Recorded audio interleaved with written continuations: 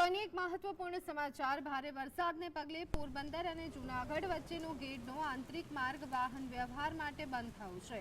ગેટને કડચ ગામથી બગસરા અમીપુર ઓસા બાટવા જવાનો રસ્તો અસરગ્રસ્ત બન્યો। માર્ગ પર 5 ફૂટ કરતા વધુ પાણી ભરાવાની સ્થિતિ સર્જાઈ હતી।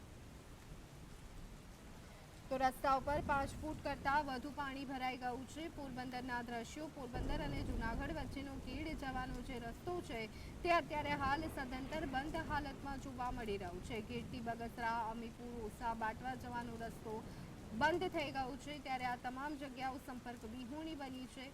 થોડાક જ વરસાદમાં તંત્રની પોલ ખુલ્લી પડી ગઈ છે। રસ્તા ઉપર 5 ફૂટ કરતા વધારે પાણી ભરાતા આખો જે રસ્તો છે તે બંધ થઈ ગયો છે। પોરબંદર અને જૂનાગઢ વચ્ચેનો ગેટ જવાનો રસ્તો બંધ થઈ ગયો છે।